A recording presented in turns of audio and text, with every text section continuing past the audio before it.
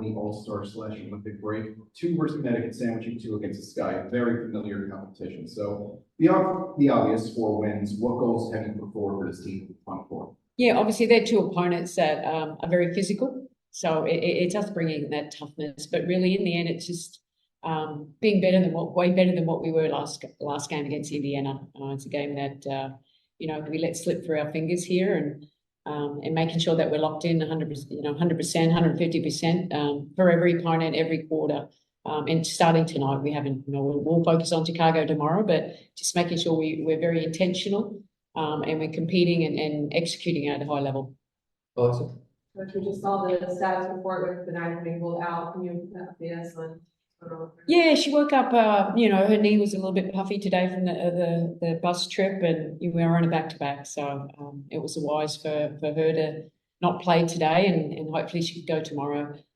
We faced some adversity. Every team's faced adversity this year, haven't they? And it's not who replaces it. It's multiple people just continue to step up as we have when we've had absences. Okay.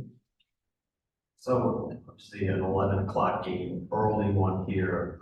What is your responsibility as a coach to make sure these players are 100% ready to go when you don't have, especially a big game like this, don't have that first quarter where you have to kind of wake up and get everything going? Yeah, I mean, obviously we speak about it, but you just hope that they're being professional athletes. I mean, it's not often that we have 11 a.m. game. In the WNBA, we do always have one a year.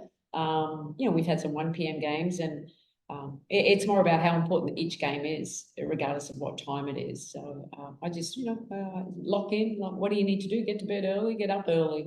That's part of it, isn't it? What's your preparation? Nothing changes just because the time changes. Hey, Coach, last time you guys played Connecticut, it was a back-and-forth game, really close, really good game, especially in that 4th quarter for you guys. What's key for you guys in this game in order to come out?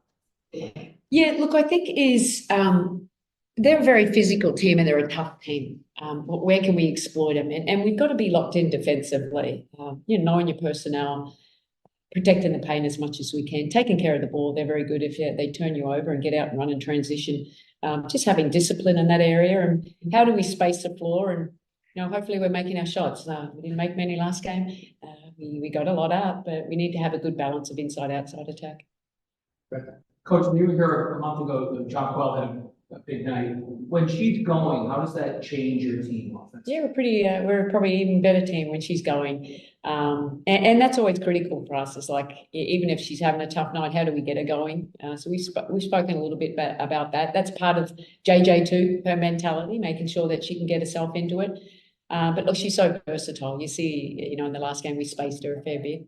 Maybe we'll do that again today, so we'll see. But yeah, where she can be aggressive, attacking closeouts, getting into the paint as well. She's dominant for us. We're the best when she's playing at a high level. We'll go over to Zoom with Miles. Hey, Coach. You talked about the early start today. This is going to be one of 5 camp day games going on in the WNBA today. What is, just to you, the significance of these games that help so many kids get to see the W for the first time? Yeah, I've loved them. I've been in this league for so long. They've been around since I was here. And, the kids, we always talk about, we all have stories, don't we? We all have journeys, our beginnings, and who inspired us. And it's an opportunity to inspire a young kid in the stands about anything is possible. Some of us come from remote countries and we're all over the world and very little cities. And I keep saying, you got to dare to dream, and you got to chase that. And if you can see it, you can be it. And all these players are great role models. So hopefully they have a fun day. It gets very loud in here, so it's a lot of joy. So either good or bad, we could be good. They could cheer for us too. So we'll see what happens. Good luck today. Thank you. Thanks, Miles. Alfred. Morning, Coach. You earlier mentioned about the inside-outside attack. In the last game against Connecticut, the team shot 63% on 2-pointers, the best any team has shot against Connecticut from 2s. What are going to be some keys to replicating that 2-point prowess against a tough Sun defense tonight? Yeah, having it knowing we want to take our open threes. We're a team that likes threes. And we had a lot of open ones in the last game against Indiana. They just didn't fall. But you need to have a good balance. I think you can't live and die by the 3. I encourage the 3s, but we need that good inside-outside attack because we got the players where we can get them inside. and then it's just making reads out of that. Is it a single coverage, is it trapping, and then, spraying it out, but also attacking closeouts, not just post-ups. It's our penetration. How do we get into the paint and get high percentage finishes? I thought we did a really good job in the last game against Connecticut. We need to do that again today. Great. Thank you and good luck, Coach. Hi, Sandy. Thanks for taking the time. Obviously, with B being a late scratch, I just wanted to follow up. Does that imply that KT will slide into her spot? We're still deciding that. It'll be KT or Leo. Okay. And when it comes to, since B is out, I'm just curious how much of an opportunity this is for Sloot. Obviously B is considered a ball handler, and now that you are down one, I guess, how important will this be for Courtney to sort of see if she can sort of get back into the rhythm with maybe more opportunity? Yeah, look, Courtney's, regardless of how many minutes she plays, she's a vital piece of our puzzle and our aspirations, to try and win a championship this year. So, she's still coming back and getting into form. But yeah, I mean, we want the ball in her hands. She's had a really good 2 days of practices. So I'm excited to see what she comes out and brings today. And just one more, if I could. When it comes to Leo, I mean, this is game 22. I'm just curious if you can reflect on what she's meant to this team and how her presence has maybe taken this team's ceiling to a higher level this year. Yeah, no, it's been great. It's been really great to watch her development. A young player, first time playing in the league, but has a lot of experience internationally. I think once she got more comfortable in the system, she had very few practices in the beginning, but she's a quick learner, and you see that she just picks things up quickly and how she complements everybody else. And playing the role, and we would like to expand her role. And I think that's, she's a she's 3-point shooter. She's great defender, great rebounder. She makes good decisions with the ball, but where can we get some more looks for her and run a few more plays for her? Because I think she's got that ability to add another dimension to how we play. Thank you so much and good luck. Right. Hi, Sandy. Good morning. Morning. As far as you mentioned that you wanted the group to sort of get off to a better start, what's going to be something you look for early to sort of see that the group is meeting the standard you have for this game today? Energy. We didn't have it in the last. Yeah, right from the start. Yeah, it's early, but I think last game's a little complacency too, and anyone can beat anyone in this league, and once you have that in your mind, it's really hard to change. So it was a wake-up call. Sometimes we need a little slap in the face, but now it's about how we respond, to be quite honest.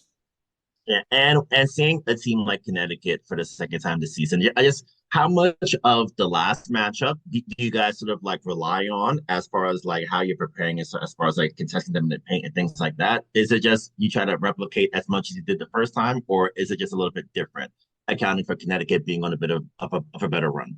Yeah, I mean, Connecticut's a tough team, especially defensively, and they find ways to score. Even though they don't shoot a lot of threes, they still find ways to score with DeWanna Bonner and Harris, and obviously they're big post players. And Carrington's been playing great for them. But yeah, we always look at our last opponent, see what it's like. I don't think they've changed much from that stage. I just think they've gotten better. Carrington's taken on a bigger league. She's like the last 10. I think she's the second best scorer behind DB. And then it's more about like how can we continue to exploit them. We work on that every single game, and hopefully it's a day that we execute at a high level. Thanks, and good luck out there. Hello. Morning, Coach. I actually just wanted to ask about DeWanna Bonner, player you used to coach. She struggled from the field in your last matchup, but she's been hot as of late. Just how do you want to set the tone defensively to begin the game, especially against her? I can't let her get in the game too early. Hopefully, she's an older player. She takes her a while to warm up today, so that's what I'm hoping. But yeah, she's been playing amazing, and I loved my time coaching DB, and she continues to get better and better. And hopefully today we can just stay in touch with her. No, not let her get the one-on-ones, the rejects, not letting her get to the foul line, no open threes, just making sure we've got a body on her as much as we can. And where can we try her out down the other end, to be quite honest. Thanks and good luck. You want to run? Sandy, this is like big picture question, but now that we're kind of at the halfway point of the regular season, what areas are you the most happy with where your team's at, and what areas are the ones that, especially with Olympic break coming up, you really want to focus on before? Yeah, look, I think offensively we're doing quite well. Obviously, with our spacing, we get a little bit more chemistry in that. Working out what all our players, our rotations look like. It's hard when players go out and they come back, especially when they're big players, just trying to see how it all fits. But it sees that, it allowed us to take a really good look at KT, take a really good look at Leo, and then the bench players that had those opportunities. And what's the big picture look like?